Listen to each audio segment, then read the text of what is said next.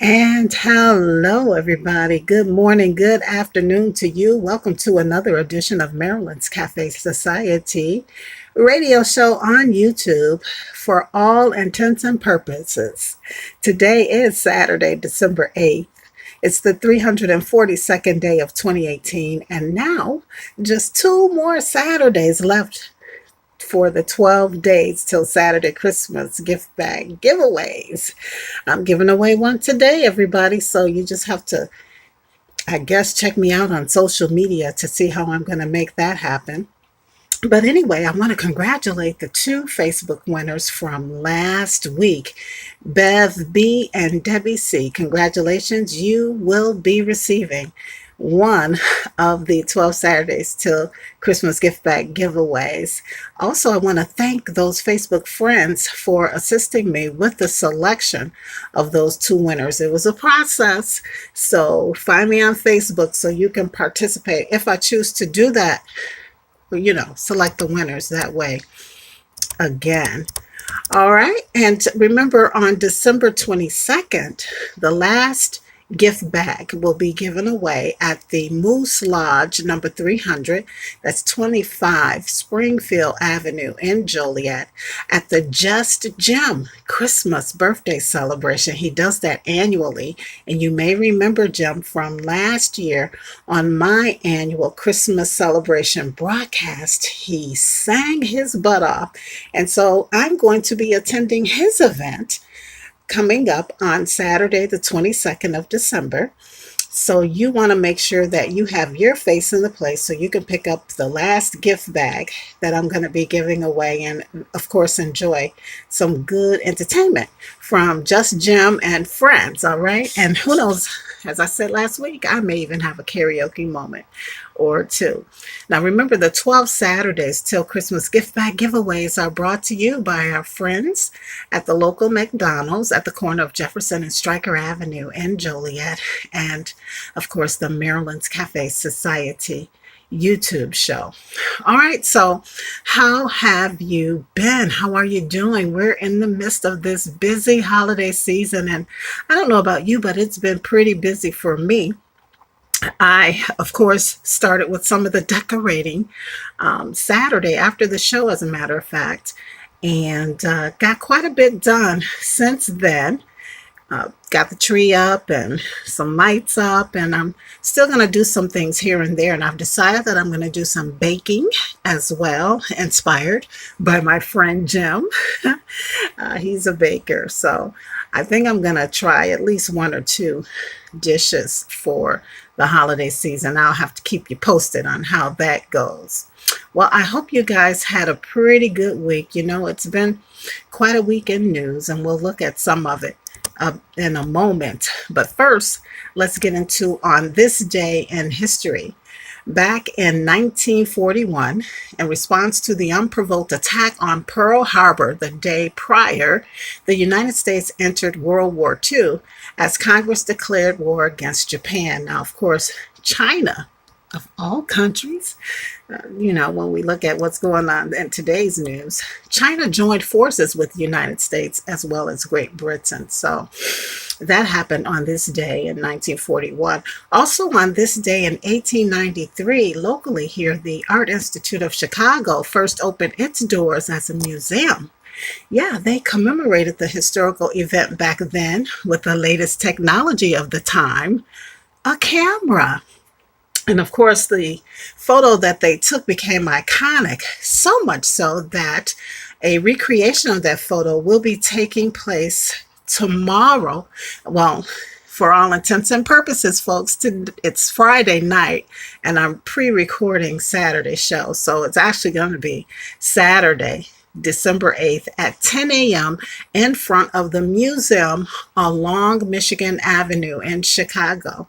And you can participate. That's right. You can be a part of that next iconic photo that they're going to be taking to commemorate the 125th anniversary of the Art Institute of Chicago as a museum. Of course, this was the idea of the museum's membership team And they initially planned the photo to be taken back in July of this year, but because weather was so bad, they rescheduled to December 8th to commemorate the 125th anniversary, the actual day that the museum opened its doors. So if you can get there Saturday, December 8th, before 10 a.m. to get positioned to take the photo with the folks over at the Art Institute of Chicago, go ahead and do that. All right.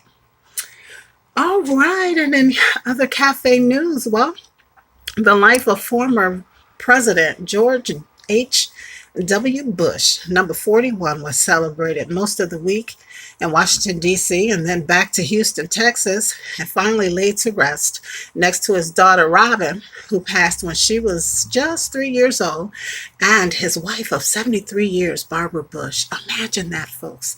73 years of marriage. And I tell you, just learning about that couple back when Barbara Bush passed back in the spring of this year, um, what a beautiful relationship they had, and quite an example of what, a marriage life and companionship and the institution of marriage should be like. Don't you agree? All right. Well, of course, the ceremonies were so moving, and I was just, really impressed with all that I've learned about the former president George H.W. Bush. So may he rest in peace, and of course, condolences to the Bush family. All right, and then we're going to move on to some business news, just real quick. Sears apparently is there's some investors out there who are trying to rescue Sears, and one of those investors happens to be the current chairman of Sears, who is also founder of ESL Holdings. It's a hedge fund. Now they're offering to buy the rest of Sears up for about $4.6 billion in cash and stock. And of course, he thinks that he can save it. He believes that, there's enough consumers out there who support the Sears brand and all that it has to offer to keep it going. He wants to try to hold on to as many jobs as possible to keep people employed.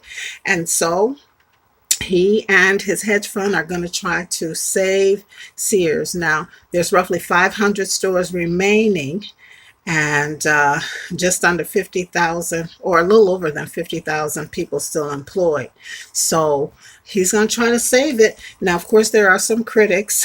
A New York-based retail consultant is questioning the chairman's move. His name, by the way, Eddie Lampert, is chairman of Sears and also founder of the ESL Holdings. But yeah, this retail-based consultant is kind of questioning his move, because he feels like if he could save Sears in that way, he should have, as chairman, been able to do something to save it prior to all that has gone on in the last few years with that iconic company. So we'll watch it and see what happens. And also, it looks like the stock market is trying to come back. It's trying to come back, and things were looking good as of Monday. However, their news broke on Thursday that announced Canadian authorities had arrested the chief financial officer of China's Huawei Technologies on Wednesday for possible extradition to the United States. And that, of course, made folks at the stock market a bit nervous. And so as a result, the numbers began to plummet again. But on Thursday, China's government said that it would promptly carry out the tariff ceasefire with Washington. It also expressed confidence that the two nations can reach an agreement in all of this. And of course, though, they, of course, are really trying to kind of not be blinded, but just not take this arrest of this major prominent member of the Chinese society too personal. So we shall see. We'll continue to follow that story and see how things happen with the stock market. But let's just take a look at how things happened today. It looks like the Nasdaq was up plus 29.83. The Dow and the S&P 500 were both down. The Dow almost by 80, and of course the S&P 500 by 4.11. Now stocks on the move. Hewlett Packard had a pretty good day, up 96 or 97 cents, I should say.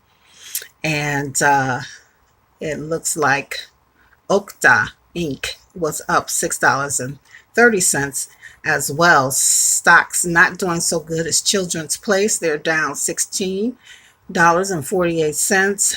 The Boeing Company was down $10.60. And At Home Group was down $4.06. Oil plummeted by $1.40. Gold is looking up by $1, and the euro was down under a penny. So that's kind of what's happening with our business people. And again, we'll follow some of those stories to see how things further develop. Now, real quick, we haven't done this in a while. Let's take a look at some entertainment news. And of course, the Grammy nominations were announced earlier today. And after reviewing more than 21,000 submitted recordings, some 13,000 people have selected the nominees for the 61st Grammy Awards in 84 categories. Of course, Drake and Kendrick Lamar lead with 8 and 7 nominations respectively. And surprisingly, old schoolers, should I say that? I think it's acceptable. Old schoolers, Sting and Shaggy, receive a nomination for Best Reggae Album for their much unexpected collaboration. What was it called? 44/876? My goodness, who expected that one? But they are doing well. And of course, so good that they have received that nomination. All right, so the Grammys will broadcast live on Sunday, February 10th, 2019 at 7 p.m. Central Time on CBS. And for the full list of the Grammy nominations, you can go to Grammy.com. All right, and then of course, Golden Globe earlier this week announced their nominations, and they pretty much, have picked some good ones. Let's see, in film, in the drama category, Black Panther has been nominated, and much anticipated, as well as Bohemian Rhapsody, Black KK Klansman, If Beale Street Could Talk, and A Star Is Born. And in television, series drama, The Americans, Bodyguard, Homecoming, Killing Eve, and Posse have been nominated. And so, again, you can go to their website for additional information on that. And of course, the 76th annual Golden Globe Awards will take place on Sunday, January 6th, 2019, 7 p.m. Central Time. The hosts will be Andy Samberg and Sandra Oh, and that's all going to happen on NBC. And last but not least, and I know you guys have been hearing about this all day long on social media as well as regular media, but just days after Kevin Hart and the 91st Academy Awards announced that he would be the host for the upcoming Oscars, he has backed out, and there's been a lot of controversy surrounding that. And of course, I'm sure you've heard all about it, but apparently some tweets from social media in 2009 and 2010 resurfaced. Apparently, according to Kevin Hart, they are tweets that he apologized for that were offensive to the LGBTQ community, and he initially refused to apologize, as the Academy had asked him to. He said he'd apologized once, he wasn't going to revisit it again. And finally, I guess he just decided to opt out of hosting the show, saying that he did not want to draw attention from the whole point of the Academy Awards. I don't know. I think it was kind of a mistake on both parts. If he already had addressed those offensive, disrespectful tweets from almost 10 years ago, there was no need to rehash it, right? And on his part, what's another apology? Just apologize and give the Oscar audience as well as your fans a show of a lifetime, right? All right. Well, hopefully they'll work that out. If and in the meantime, everybody's wondering who's going to be the host, who's up next. Who will it be, or will there even be a host? Well, I'm available.